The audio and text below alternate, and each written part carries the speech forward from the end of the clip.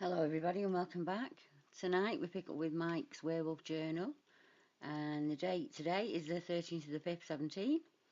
The search area is Witchwood Forest in Oxfordshire and the weather is warm, muggy with good visibility and bouts of sunshine. I searched Witchwood Forest, which is near Chalbury, as this was an area described to me as a place well known for large wild black canines by local people.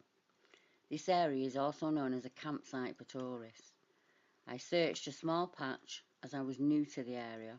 I didn't want to wander too far off track, but I did find two sets of prints that were 12 inches long and 10 inches wide, which were near a tourist campsite.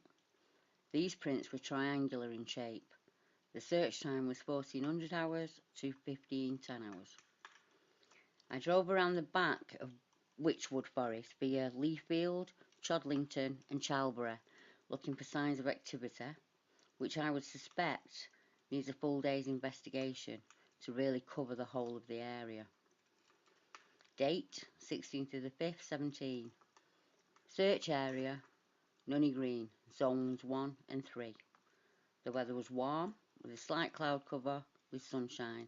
Visibility was good. I returned to an old area, zone 1, from my encounter on the 12th of the 2nd, 17. I found some triangular pear-shaped prints, 8 inches wide and 10 inches long. I also found a new den which I had not seen before. I took some photos on my mobile phone. Returning to my car, I saw under the dark shade of a tree, after looking very hard, an outline of a very large head looking at me. I got into my car and sat there, and sure enough, a large black canine head popped up from the undergrowth about 50 feet or so from my car. I took some quick photos and decided to leave. The search time was 13:45 to 1500 hours. 17th of the 5th, 17. I returned to the scene of yesterday's encounter just to make sure it was not a mistake, or a piece of wood, or a branch, etc., in regards to what I'd seen under the tree. Basically, my furry friend had used the shade of the tree to hide itself. In short, I had to walk past this tree the day before, and I never saw him until I turned to the car, and then that's when I caught the outline of one side of its head, which was massive. And to add further worry, I found the spot where it had laid down when it was watching me.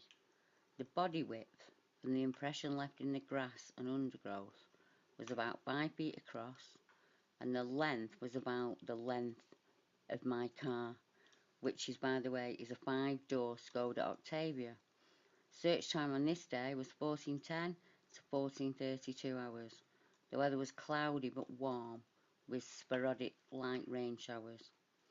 Mike went on to explain to me in more detail that the encounter he had on the 12th of the 2nd, 17, and the one from the 16th of the 5th, 17, have, out of the 7 that he's had, those 2 have been by far the most ingrained in his memory.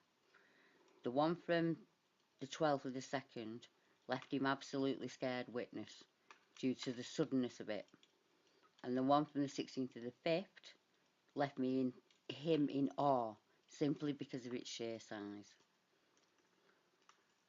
Date 23rd of the 5th, 17. Search area zone 1 and 2. The weather was warm, muggy, with spells of sunshine and cloud. Visibility was excellent on this day. Today I spent looking for dens in zone 2 and getting closer to them, and I did get the sense I was being watched for a brief spell.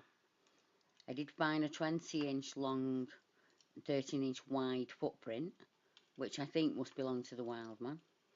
In zone 1, nothing much except, again, I had the sense of being watched. And what made it more creepy was the birds were still singing. And normally when these creatures are around, everything goes dead silent. I'm not sure if this is a good or bad thing, but I noted it anyway. Search time was from 10:50 to 12:03 hours. and I will bring you the next update to Mike's journal when he sends it along to me. So until that time, or until I have a sighting to bring, good night.